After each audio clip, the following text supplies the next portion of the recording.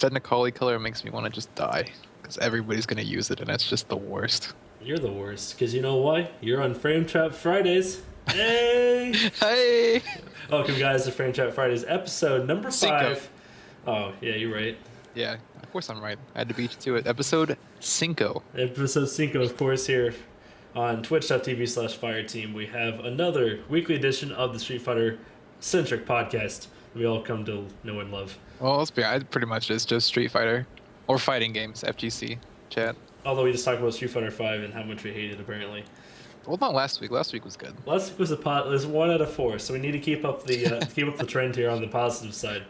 Which actually I think it's not going to be hard to do. We have some pretty exciting news this week overall. I mean, the game has came out, and not all this stuff has happened since then, I'd say, and we've all heard about the DLC characters, and of course we have the first announcement for those DLC characters. The surprise newcomer to the series. No, I'm just kidding. It's just Alex. It's just Alex. It's just Alex. But they actually included quite a bit of information with the patch notes here.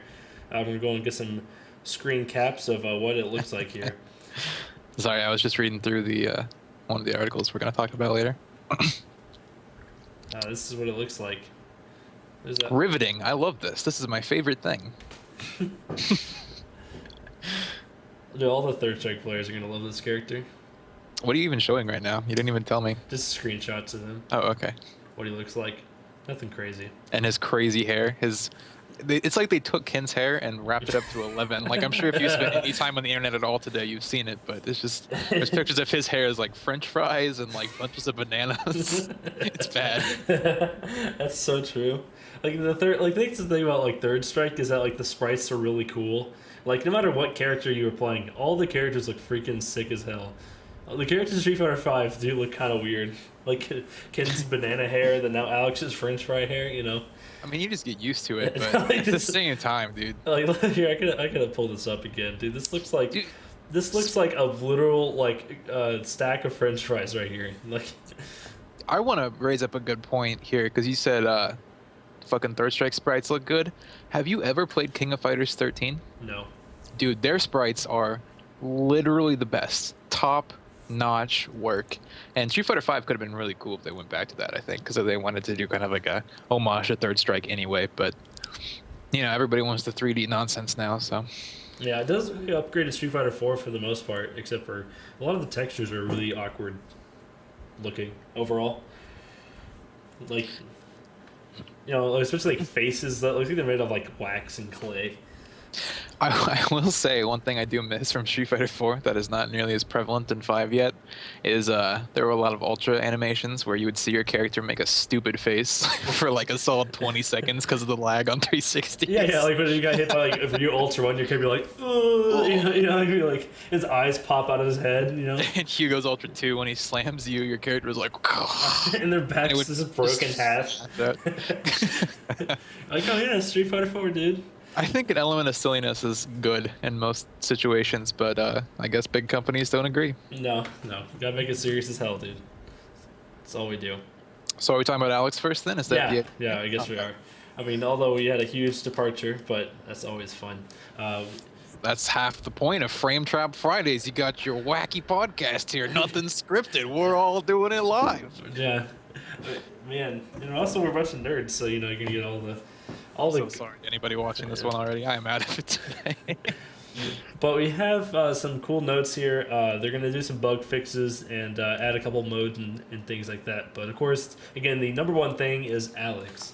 Of course, you're going to add him to the game. He has a couple, different things. The thing is, the biggest thing to remember about him is that he's not a charge character. Yeah, I was just talking about that because they took away almost all of his signature charge moves, like the slash elbow and the DDT from Street Fighter 3. Slash! Well, I mean, say what you will, but it very is much a part of his character, because I'm pretty sure that Alex was only in Third Strike. I don't think he was in Alpha or anything else. Yeah. So I think that when you have a character that's only been in one game, whatever their most iconic move is kind of becomes their move. Yeah. Especially since it was safe on block and used to just, do it. Well, I mean, like, Sea Viper, you're not going to remember her little punch knuckle or whatever. You're going to remember the burn kick because that was what she was known for and stuff like that, Mm-hmm. That's true. But yeah, what's really cool about him though is that he has quite a few interesting mechanics about him. Again, as you said, removing some of those moves that really were a big signature part of him in Third Strike. And when you see Alex, you're like, flash, slash, and then he does the head stomp thing. It's just not there. That's good. But I mean, we've seen from Street Fighter V that they're all about updating characters in cool, new, exciting ways, like Birdie or Vega or whatever. All those different characters have been kind of revamped. Even Ken. Even Nash. So, even Nash. So I think that whatever. I mean, I'm very excited for how he's going to play. Honestly, I think he's going to be very cool. Because we talked about me starting with Laura, and then I kind of strayed away. But he seems kind of like everything I wanted Laura to be. So it'll be a good time. Yeah, and also a lot of the Alex players actually moved over to Laura whenever the game first came out. And so, a lot of our Alex players in our area did in fact do the same thing. And, they said, wow, I mean, Laura's not that great. And, they're really looking forward to playing, actually Alex, instead of his female counterpart. Well, we've rambled on for 2 minutes without actually saying anything about him, so let's just get right into this here. His V skill is called Overhaul. He kind of does his third strike taunt, the flex, and the most important thing about this is that after he finishes the animation, the next attack he does counts as a counter hit. Mm-hmm. We do have confirmation that does in fact work for crush counters as well. So crush counters being such a big part of Street Fighter V, on Wake Up and everything, where the big damage really comes into play, the ability to threaten a crush counter at any point in time is going to be absolutely insane. Yeah, and especially since his super does look to be ranged or a hit of some kind. Mm-hmm. And so it looks like that especially if you can fish for that crush counter. Like, if you have super, you're just like, oh, I got that, I don't know what his crush counter is going to be at all, but, say, oh, I got a hard punch or whatever, mm-hmm. Then I can go into my super mid-screen because I charged it up. Like, it seems like that's going to be a pretty big part of his game plan is, kind of turtling for a second, charging up, mm-hmm. and then, going in again. Stand hard kick is the one they show in all the pictures as far as crush counters go. Okay. That's fair. In case you were curious. I am. That's kind of cool. But yeah, no, I think that's super awesome, and it's kind of it's a new kind of mechanic, I think somebody said that there was something like it in Street Fighter Cross Tekken, but I never really played that game, so I don't really know. But I think that that's just amazing. It really changes the whole dynamic of the game once that comes out, which is kind of awesome. It's almost like Rose's Ultra 2, the orbs, it just changes the momentum of the match, and you can just do that at any time, because your opponent's definitely going to play more cautiously, I think, if that's the case. And also, not to mention, crush counters are definitely something to keep in mind, but when you think about something like, a medium punch or something, let's say, oh no, like on counter hit, his crouching medium punch is able to link into Fierce, and he gets 483 damage off of Fierce or whatever. So even if it's just not even a crush, even if it's not a crush counter, at least they get some kind of crazy cool combo. Yeah, I imagine that Alex is going to be very setup unheavy, like very setup light, and every time you knock somebody down, you're going to want to do that taunt and get that next counter hit in there, mm-hmm. or the counter store rather, whatever we're going to end up calling it. And of course, this game for the most part seems like unless you do a command grab, you usually don't stay in on your opponent after you knock them down. So in that neutral situation, it seems like a lot of times the game kind of resets back to the neutral situation, a lot easier than Street Fighter 4. And so something like this, if you think about Street Fighter 4, where a lot of, usually one person had the other knocked down, and there's a lot of Oki. In this game there is Oki, but usually it gets reset to the neutral faster. So point being, Rose had that kind of, you said, momentum changer, which that was pretty big in a game where you could easily get the momentum anyway just by a simple knockdown. But in this game where momentum is actually hard to acquire unless you're up on top of your opponent, that is a pretty good amount of momentum just for activating your V skill. I'm just reading about this. It seems to me like they mixed up his V skill and V trigger, or at least I would change them if I was the developer, because his V trigger, let's just get into that real quick, says Alex channels his wrestling training and gains access to a brand new clothesline attack. Can be charged, and at that time, or during that time, he can parry an attack. Upon full charge, he guard breaks like Ryu's fireballs and V trigger. But to me, that seems much more like a V skill kind of move, and gaining the ability to counter hit off anything seems very much more like something you need to earn, which is crazy to me that you can just do it at any time. Yeah, and especially since it parries an attack as well. So if, for example, Ryu, very known for his low forward in every game you've ever been in. And, same thing here. It's like, oh, no, Ryu did a low forward. Let me just parry right through it and do a bunch of damage. But well, that's not a true block string in this game anyway, Chris. Yeah, you're right. No, but that is a good point. It definitely forces your opponent, again, to play so differently. Well, against any opponent worthwhile enough to recognize that, obviously, and prove that you can do it. But And you can't sit in front of him and block anymore because he'll just make you stop blocking and then kill you. yeah, that's crazy. But that's kind of my point. Is I wanted Laura to be more of like a zoning grappler, but instead she turned into this vortex oaky monster. But Alex seems much more footsie based and can do all this crazy stuff. So I'm excited to see him come out. It's going to be great. Yeah, and especially moving on to his critical art here. It says here, Alex hits the opponent with the thunderous chop that knocks the opponent around. He then grabs him and takes him up to the highest of heights, in a crucifix hold, only to viciously drop them down on their heads in the fastest of speeds. That's the cheesiest. That's awesome, dude. Alex become available in the update. Is scheduled to go live later this month.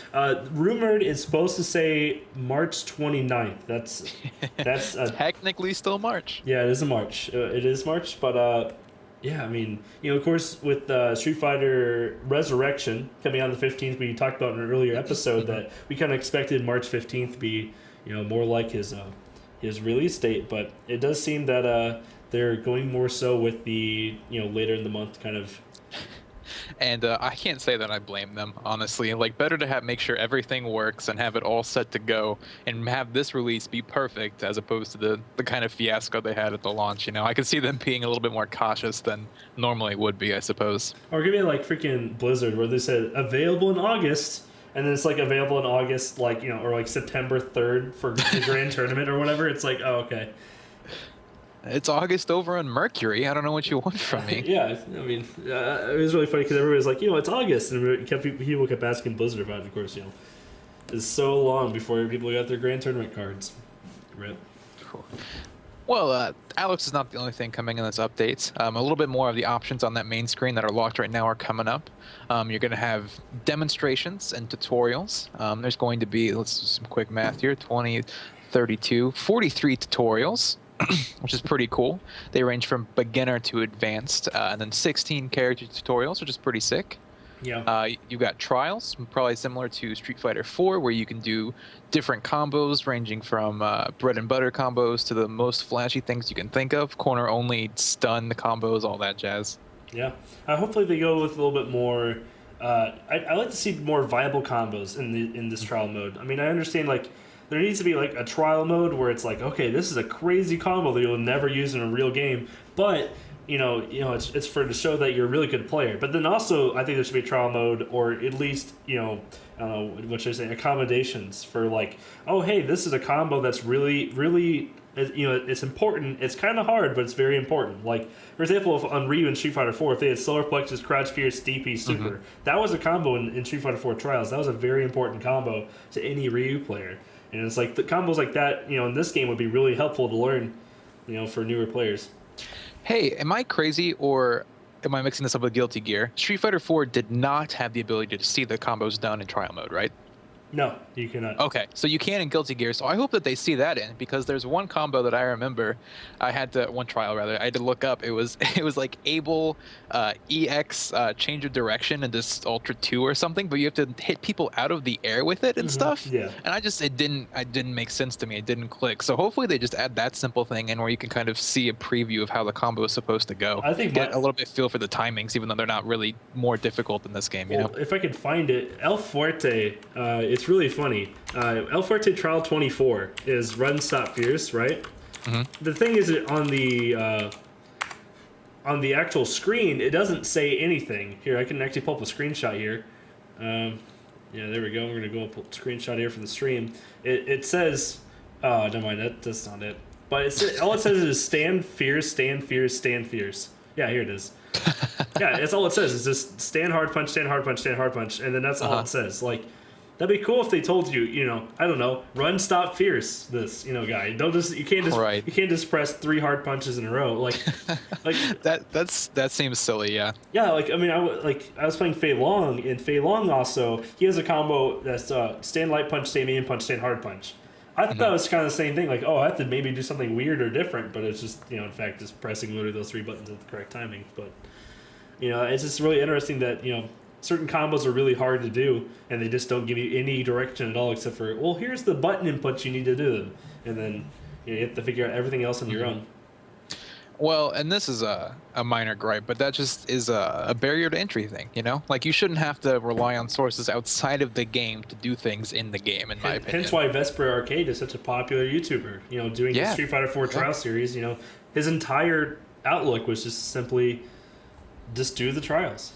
Yeah, just give somebody something to look at, especially because the timings are tighter in that game and everything. I completely respect that. But hopefully that they figured that out, you know? Because like I said, Skullgirls has that, Guilty Gear has that, pretty much every new fighting game with their Assault has that feature. So, and it's not very hard to implement, I imagine, especially with the replays and everything already in the game. So, Yeah, and also talking about the tutorials we kind of brushed over a little bit. That's a big change from Street Fighter 4 because in Street Fighter 4 there was no tutorial mode at all. There was zero tutorial mode except for just doing arcade mode or whatever PVE mode. And then in this they have like as you said I think 43 or whatever tutorials. To work with. that's including the character tutorials as well. Yeah, and that's quite a bit of that's quite a bit of lessons to learn, and that's quite awesome to be able to learn some stuff PVE before going online because people always talk about how they just they go online, they just get wrecked for 10 minutes and they just decide not to play ever again because they feel that they're so far behind. One of the few things I'm looking at here in this article, it says intermediate tutorials. They cover invincibility frames, anti-air options, cross-up attacks, all very important stuff to new players to get the concept of, which I think is great. And advanced here, it says backdashing, frame advantage, combo potential, button priority. Again, things that you're going to want to know. So they seem like they've really got their head on straight as far as what people want to see with these tutorials, which is wonderful to see. Yeah, especially that advanced tutorials is pretty awesome. Frame advantage and disadvantage is a really good tool to learn because people, still frame data is not exactly the most well-known thing when it comes to the newer crowd. Yeah, very much so. And even if you do know it, it's pretty much just numbers to you for a while until you really get the concept of it down, Like, you could tell somebody, oh, this move is +6, and they'll be like, well, okay, I guess. You really have to get into the nitty-gritty of it to really kind of understand it. But having just a basic, these moves are going to leave you better to keep pressuring, and these moves aren't, is going to be really great, I think. And making them a lot more susceptible to learning to content because instead of going into a YouTube video being like, because I remember watching Lord of Ultima's video the first time. I remember seeing it as like, this move's +3 in block. I'm like, what does that mean? I guess it's cool. I mean, whatever, I guess. And then they're like, oh, and then I read up and I'm like, oh wow, that's +3 on block.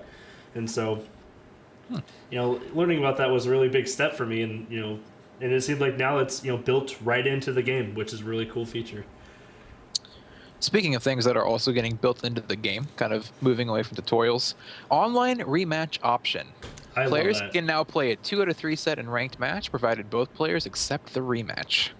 Yeah. I don't play online, Chris. Is that a big thing? That's a huge thing.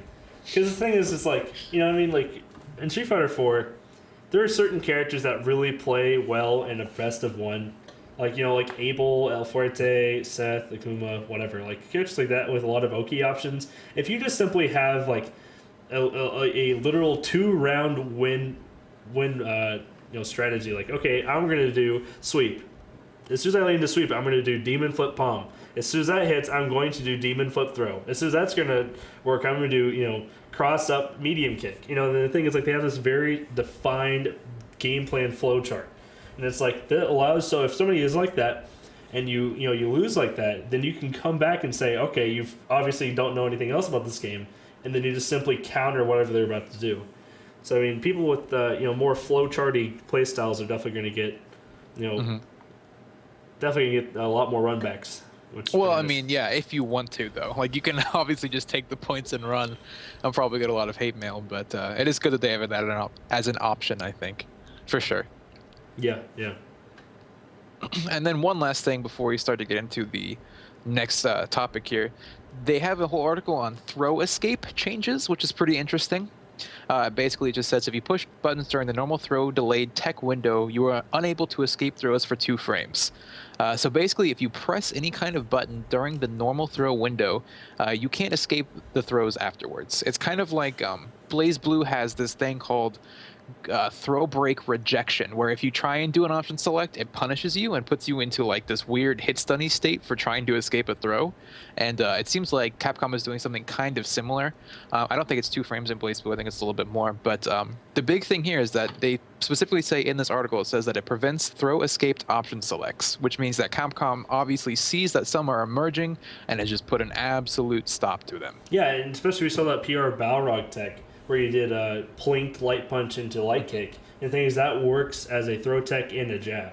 So now we see it being, punished where, I mean, that's within 1 frame. So, if you press that light jab, then the next 2 frames you're unable to do it. So that throw input never actually happened. Or it did, but I mean, you can't. Well, it did, but it doesn't count for anything. Execute. Well, one thing that's interesting here is each character's V skills, V triggers, reversals, critical arts, etc. moves have been set individually. Yeah. So they went through every move in this game and set up specific stuff to prevent this from happening, and that is outrageous to me. Yeah, and the thing is about people who complain about options like Street Fighter 4, it's like, man, they're already back in Street Fighter 5. Of course they're going to be. Every game has them. And now you see them. But the thing is, though, unlike a lot of developers, Capcom is going back through and removing the option selects themselves. And so it seems like, they're trying to keep up with the whole, very easy for newer players because, if there's no option selects to learn, if there's like, if you're a new player and you're like, oh, by the way, you got to learn the, the V tech, head stomp, V reversal, option select, throw tech, then you're like, that looks really hard. Oh, you press all 6 buttons in your arcade stick while pressing back and forth, and then your character does whatever he needs to do, and then they're like, oh, okay. What was it Momochi had? He had like a DP, throw, backdash, like everything option select, right? Yeah. In a very specific situation, of course, but he could just cover every single option there. Yeah, and Puko actually had a throw tech SPD option select. That's tight, actually. That's sick. Or either that or SPD SRK, I can't remember. Either one, it sounds dumb as hell. And not only that, but just moving back up to these character-specific changes, Chun-Li, blah, blah, blah, some changes. She was previously able to perform option selects involving standing heavy punch, so this has been removed. Again, individually going through and taking away these things, which, for some people, like Mr. Fullbleed, he's absolutely ecstatic about, but for those of us who've just kind of gotten used to it, it's kind of like a why bother kind of thing. You either adapt and you learn or you don't. But I could definitely see both sides of the issue, especially because Capcom wants this to be a more user-friendly game. I think it's the smarter thing for them to do. Yeah, and then also you see the changes in the back jump and the new vertical jump frames. They've been increased from 4 to 5 frames for Birdie and then from 3 to 4 for everybody else. And so that's going to make it actually, there's a kind of a two-step process to that. One, it's going to make it harder to obviously jump out of certain situations. And the other thing is that it's going to make it to where option selects, including jump, are going to be even more hard to accomplish. We have seen quite a few jump option selects already, and so that's going to be kind of reduced. It's weird they didn't change Zangief. Is Zangief at 4 frames right now then, I imagine? Yeah, he was already at 4. Yeah, gotcha. That makes sense. I wonder why they specifically targeted Birdie then. Maybe because he camps so much anyway that... Yeah, I mean, it could be a multitude of options, but that is kind of interesting, 1 frame is like, what, 1/60th of a second? And it's crazy that changing those numbers, even 1, changes so much of the game. Yeah. It also changes the game. 8-person lobbies. Da, da, da. Oh, yeah, you're right. I skipped over that one. I didn't even... Yeah, all my stuff is kind of just put together here. But they now have 8-person lobbies like they did in Street Fighter 4. But they have now 8-person lobbies. Hey, man, you take what you can get. They're getting there. I mean, I don't really understand the point of 8-person lobbies if it's like Street Fighter 4. Thing about like Mortal Kombat King of the Hill, which I thought was a really cool idea, is that if you weren't near the top, they actually let you face one other person on the ladder. So like, that's awesome. I'm pretty sure it's Mortal Kombat. So like, let's say number 1, number 2, number 3. Number 1 and 2 are playing. Number 3 couldn't play, but number 4, 5, 6, 7, and 8, or whatever it was, they could play each other, and while they're waiting. And I think that was a great idea. I don't know if it's going to be the same for here, but I don't understand why it wouldn't be. Because especially like, spending a lot of my time in my earlier Street Fighter 4 career in those like PXG 24-hour lobbies and stuff like that where I had to wait in 8-person lobbies is really annoying to sit there for literally 15 minutes or more to sit there looking at people play. I just I think that's a quality of life change is much appreciated for anybody that's in those lobbies. Yeah, it almost feels like this is the update that completes the game, so to speak. Like, this is what the launch title should have been, and I'm sure that everybody and their mother is saying that, but they really are just adding so much that people were complaining about wasn't there at the very beginning. And I understand the necessity to release things on deadline. Like, obviously, you have to hit those marks because otherwise stuff is going to go poorly for you in the future. But there's this huge sort of debate of should you release a broken game or should you miss the deadline in today's world to kind of not alienate your user base. And most people just release the game anyway because with the, accessibility of patches and everything like that now, especially, there's no reason not to. Like, I know on Xbox 360 you got one patch and then the next one costs, not even joking, somewhere around $50,000. Oh, to be fair, they removed the patch caps. Oh, did they? Yeah, they Towards did. the end there? Mhm. Gotcha. Well, I mean, but the point still is that, I mean, that proves my theory here that obviously they're making it more accessible, so you might as well just throw out your game, even if it's busted, because, people are going to get over it. So, Yeah, and they're like, oh, it's going to get patched for free anyway. Because especially they're adding even an in-game shop, of course, now with Alex out. They're going to try to... So the thing is also they have Alex, of course, he says... So here's the exact quote. Fight game money expenditure. Spend your hard-earned fight money to purchase extra game content such as DLC characters and the story mode costumes. speaking of stores and fight money, hey, they pretty much confirmed that you could buy colors. At the very least, you can buy all those exclusive colors from Japan we were talking about last week. The ones that came with the Volcanic edition of Street Fighter V. All those cool ones we were talking about, like the white Laura and the black and red Chun-Li, those will be up, confirmed by Famitsu. Yeah. So, And the thing is also, it says story mode costumes. I know Karen's story mode costume is actually really awesome. well, and you have like the Ryu traditional and the Ken traditional gi. I know some people don't like his wetsuit looking thing, so the traditional gi is gonna be pretty cool. It's X armor or what Under Armor. That's what. Yeah, it's the Under Armor.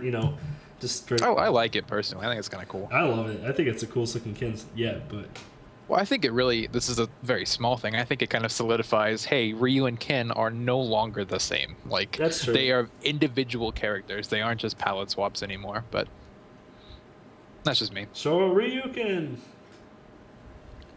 Anyway, I think it's pretty cool that they're going to be having all those colors up because I mentioned last week that exclusivity makes no sense in a world like this where you can definitely extort, quote unquote, more money from people for absolutely nothing, assets that are already completed in your game. So it makes absolutely the most sense for them to release all that stuff. Yeah, and especially you're like, oh hey, look, it's a black and red Chun-Li. Was it in Street Fighter 4 for free? Absolutely. But you know what? You can pay $15 for our color pack. Jesus, Or what- $15. Good lord, man. I don't know what it's gonna be. I mean, I would not be surprised for just $15. Actually, you know what, dude? $1 a costume, 99 cents. That could be right around $15, wouldn't it? Yeah. Huh. But anyway, this also provides hope that they're going to release the other 3 through 10 colors for everybody on the store there, which means that you will not have to go through the mindless hellscape of grinding But through it's not survival mode. I can't remember if it was confirmed or not on the survival mode. I think it was. No, the 3 through 10 haven't actually been confirmed yet, but it would make sense. Yeah. I think somebody said in the, because it's all in Japanese and none of us read Japanese here, but someone in the Reddit comments said they specifically mentioned color 11. Mm-hmm. So to me, that means the other colors are going to be released, but it would be so stupid for them to not be, especially after all the backlash they've got. But we've seen bigger companies be more out of touch with their people before, So And I didn't actually realize why they did that. Why they put the colors in survival mode. I still was super baffled why they did it. Like, are they just dumb or are they just, what are they doing? And Kyle said, what really made a lot of sense to me, he said, they're just trying to stretch the little bit of in-game content they have. Like, that made so much sense to me. Like, wow, yeah, I guess I have to go play through, easy, medium, and hard survival mode for 15 characters now that I don't really want to. I never would do it if it wasn't for, these colors being, locked behind this paywall, or just, play wall, should I say. well, and also if you get these people, like, obviously you see the colors that you want, right? Like, let's say you're like me and you don't want to go through all that stuff and you're like, man, those colors are so cool, but I'm never going to do that. You kind of get frustrated. You're like, why can't I have those colors? Like, I want those colors. And then they're like, well, you can have those colors for $1. And you're like, oh, $1? Sign me up, boys. I'm in there. Yeah, I mean... And you just have this influx of people that don't want to do it, and they're frustrated, and that's clearly working, whether or not that was their intended purpose. People are frustrated as hell about survival mode. Well, so- I think if even if it's like $3 per character, Mhm. and then if they had a bundle for 20, I could Yeah. easily see that selling. Or even like bundle for $15 per character. I could still see that. I don't know, man. Because the thing is, people are always saying this is like a MOBA style game, right? And costumes in MOBAs are outrageously expensive. Actually, I played the worst defender of MOBAs when it comes to costumes. Costumes range from $7.50 on the low end Mhm. up to $15 on the high end.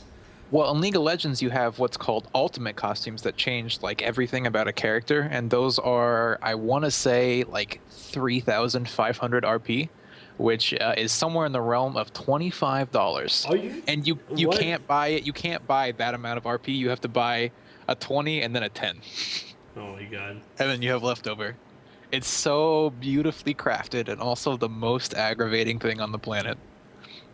Yeah. But yeah, it's crazy, man. The people will always pay for things they can't have. I am a firm believer in that. If somebody has something and you have the ability to get it through cash, you are gonna do it. Pretty much, almost always. Especially in things like this that aren't life changing. It's like I could drop $15 on colors, right? Easy, easy. I don't need to eat this week, and so you're like, but I'm gonna be rocking that tight as hell blue bison or whatever it is, you know. Yeah. I think it makes a lot of sense. Yeah, I mean, wow, it's insane that they're just gonna milk us for our money.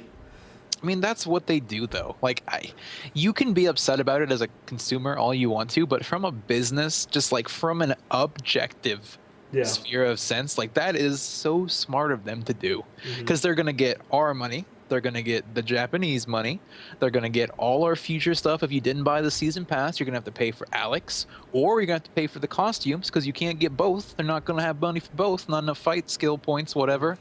You're gonna have more characters coming out. There's gonna be more colors, probably palettes. 12 through 24. You're gonna have more costumes. You're gonna have more characters. It is a never-ending Well, cycle of cash. I think actually what the biggest offender is, right, is that right now I have 100,000 fight money Okay. on PS4. Congratulations. You know how I did that?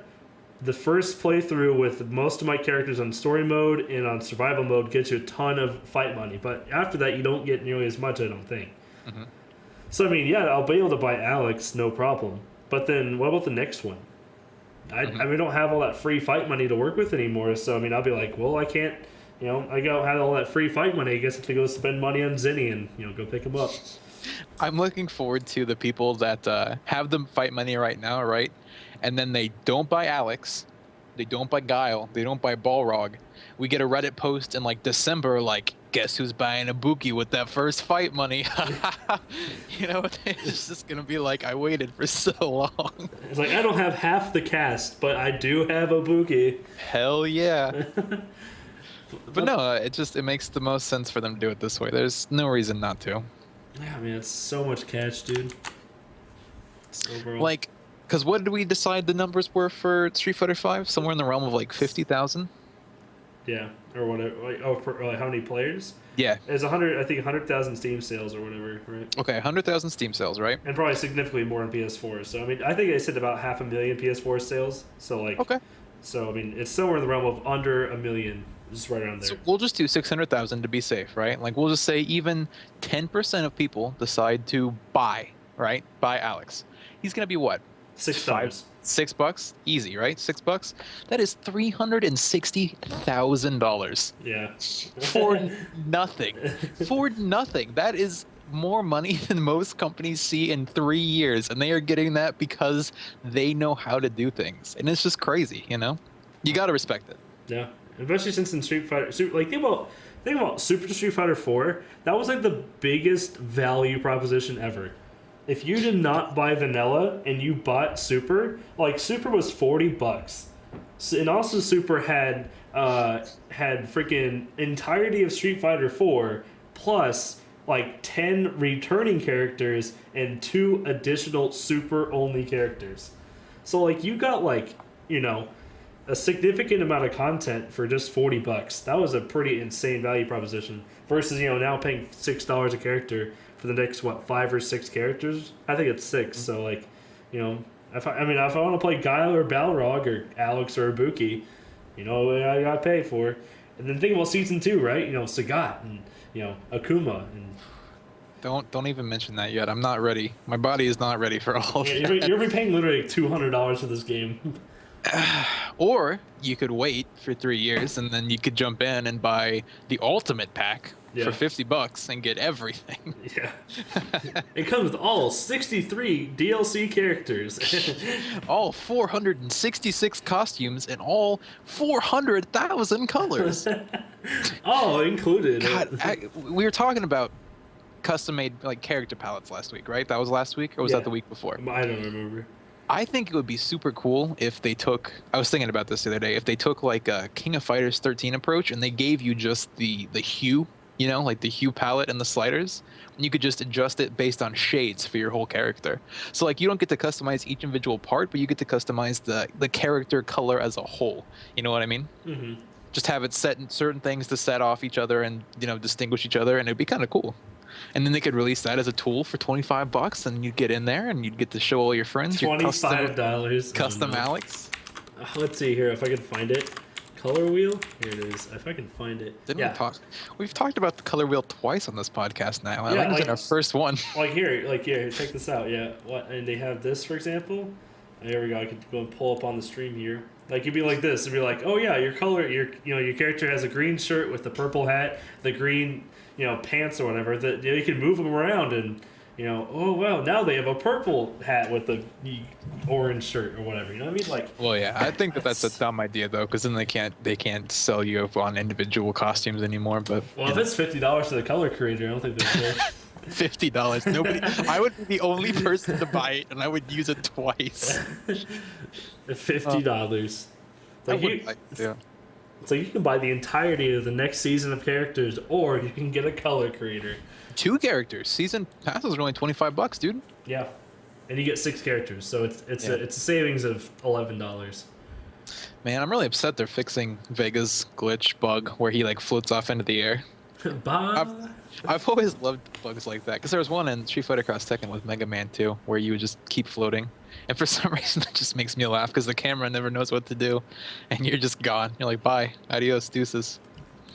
I mean, you see that one thing between I think it was Bison and Nash. You see that? No. Oh, you haven't seen it? Here, I gotta pull it up. Oh, you mean the little machinima thing? No, it's a huge glitch. It's on KCSRK right now. Oh, the one where it like flips upside down? Yeah. That happens with like, does it do it permanently? No, it only does it like during the little flash animation, and then. Oh yeah, it does that with Mika too on her command throw. It's so weird. It just goes nuts, and then. Oh. Sorry, I just thought of another Mika bug. If somebody does a critical art, right? So like, let's say you block Ryu's Denjin Hadoken, and then you go up for the kill, right? And you do the medium punch, throw them at the wall thing, and the wall hit kills them, it gives you the critical art background. Wow. Yeah. So here it is right here. I'm telling my boy Eris. Ooh, interesting. I love it. Here. Show me more. Wow. What happened? Harrison, what happened? I'm trying to react in time with whatever It was actually pretty good, I'm not gonna lie. Yeah, for all you at home, you cannot see what I'm doing on my screen, so yeah, but it just looked insane. Like the screen just flipped out during it was a V trigger. Nash activated V trigger as Bison did V reversal, and it just flipped the game out, dude. But speaking of flipping out, speaking of Bisons, League of Legends acquired Seth Killian's fighting game. Yeah, Riot Games bought whatever entertainment from Seth Killian to get Rising Thunder. Yeah, that's awesome. And the thing is, though, they're going to stop Rising Thunder. They're stopping. They stop in the alpha, right? Like just. They're moving to a new unannounced game. Okay, so real talk for a second here. Josh Riles and I, a good friend of mine, we played a lot of League of Legends back in the day. He still is very much in love with Riot Games. I've kind of become disillusioned with the whole MOBA thing, so I don't play it as much anymore. But one indisputable fact that we both agree on is that companies like that can bring a lot of presence. Mm-hmm. What was the international thing for Dota last year was like $14 million. It was the prize pool, the international, and that's what it was. And Riot Games doesn't get quite that much, but they're their LCS scene is known across the world. They've got Chinese teams, they've got Japanese teams, Korean teams, and if they put their backing on a fighting game or something even remotely resembling a fighting game, that will bring so many people just into the FGC scene. And I think that would be amazing for them to do, even if it just takes like parts of fighting games, or even just is very much like simple, like Rising Thunder was with the one button specials and everything like that. It's just the exposure that the whole scene would get would be amazing. Yeah, I mean, especially a great character or a great company like Riot. They know how to run a business, as it seems like with their League of Legends game. So Their only game, by the way, they don't own anything else. They have the one game, and it is League of Legends. And they've been working on it since 2009, I think. So. Mm-hmm. Still releasing new characters. Shoutouts to Aurelius Soul, Starforger. This one's dumb. It's a dragon who shoots stars around. It's pretty cool, actually. Pretty tool. Pretty cool. Yeah, you heard me. Toolbox. Holy hell. No, but I mean, they are the poster child for companies that still actually care about their game. Like their updates and their patches are always at the heart of the community and what they've been asking for, and they give you new items, and they run by seasons as well. I think we're coming up on season 6 or 7, but anyway, they are one of the best at community, I think, just in general. Like, obviously you hear about all the stuff of the players themselves being very toxic or what have you, but the company itself does a great job of supporting those who support them, I think. Yeah, and of course I think they're still the most popular game when it comes to the install base, as well as how popular it is on a daily basis. So, I mean, I see no reason why League of Legends would have an issue with the fighting game. The only issue I think is going to be appealing to the masses, of course. Right? MOBAs are very popular, and fighting games aren't. Which is weird, because I think MOBAs have kind of a higher barrier to entry in some regards. Because you see all those pro players, you're like, I want to be like Faker. I want to do the Z combo and solo mid. And that takes so much more time and effort and just everything than learning a couple combos in a fighting game. Especially Street Fighter 5, man. Especially. Now, Skullgirls, don't get me started. That game's impossible, but... It is impossible. Marvel. Marvel's crazy, dude. Versus games don't make any sense to me at all. I cannot wrap my head around them. Because it's just like, you're doing your thing, right? And then you press the assist button. And that makes your pressure string safe, and then you just keep going into pressure. And on the flip side of that, if you're blocking, you're like, I don't know what's going on. He's calling in assist. Where's my assist? What do I do? And it's just because I've never played them, obviously. I'm very green to the versus scene, but it's just... the whole thing looks way too hectic. Good. No, Good. sorry. Really giving me a lot to work with Sorry, here. I'm just trying to. I just read over the article again, make sure I didn't, brush over anything. Oh, the Alex one? No, the Radiant games. Oh, yeah. I just want to make sure that they're not like, oh yeah, we're making a MOBA fighting game crossover. Like, oh okay. That would be really sick, actually. To be fair, MOBAs are actually very much like fighting games already. See, I was thinking about this the other day. They are a lot like fighting games, but I miss fighting games with different modes. Like Mortal Kombat 9, I think it was, had like the chess mode and all this other shit that was so unnecessary. But I think that including a different aspect of games in general into a fighting game could work out really well if you did it right. It doesn't always have to be about just the fighting, Yeah. Which it makes no sense, because that is literally the name of the game, is fighting games. But I've always just been a sucker for stuff like that. You're a fighting game. You know who else is a fighting game? Q. When this just goes to show that the Street Fighter V modding community already in full swing. Someone has put in a full 3D complete model of Q for Bison. So they have a whole bunch of pictures of him in action and videos and stuff, and he looks outstanding for an asset not already existing, because he was a sprite in Third Strike, obviously. Mm-hmm. They clearly already have the whole style and everything just down. And this has been, a month now, and we're already completely replacing models. It's going to be crazy. Yeah, especially since PC install base is quite nice. I mean, not as much Street Fighter 4 yet, but it is going to be quite a bit. Considering that all of the Xbox players, I'm assuming, are going to be are going to buy the game on PC instead of on PS4, of course. Oh yeah, because it's an exclusive. That's right. I knew that. Occasionally, I do. I do know things. Is that all we have for today? I don't know. I feel short. I feel like we're missing something. We've been talking for 45 minutes, nerd. You've been talking for 45 minutes, nerd. No, you're right. Right. All right. Well, I don't know, man. I guess we went through all our topics. We're good to go. Yeah, I mean, I'm pretty happy. I'm always happy with Frametrap Fridays. Episode number 5. Frametrap Fridays, episode 5. Hey, you did it. Hey. Hey. Is anybody in our chat? Because I got to give shout outs to them if they are. Your mom's my chat. Let's see. I wasn't even. No, we good. don't. No, it's 0. No one watched today? God damn it. Why is life even worth living? Told you, dude. Rip. They just can't appreciate quality content. Rip. No. Shout outs to all our viewers, past, present, and future. And shout outs to future Chris Becco. Sure. Got big things coming. What a nerd. Right? Anyway, guys, seriously, thanks for watching us as always. I think this is it. I think we're good to go. Chris Yeah. Becco, you want to send them off with something? No. Damn. Well, thanks anyway, guys. You know that we love you all. And as always, tune in next week for Frametrap Fridays, episode 6.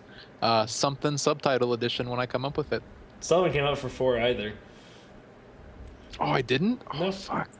You got 2 to make. You got 2 to make up, and next week's, man. Jesus Christ, I give up. No, wait, last week's was Assassin's List, remember? Oh, you're right. Yeah, I was going to say, I thought I made it during the things. We were talking about Resurrection. Okay, I'll upload it to YouTube, and we'll have this upload to YouTube pretty fast. Okay, I'll think of an Alex pun. Rip. Alrighty, guys. Thank you all for watching, and until then, farewell.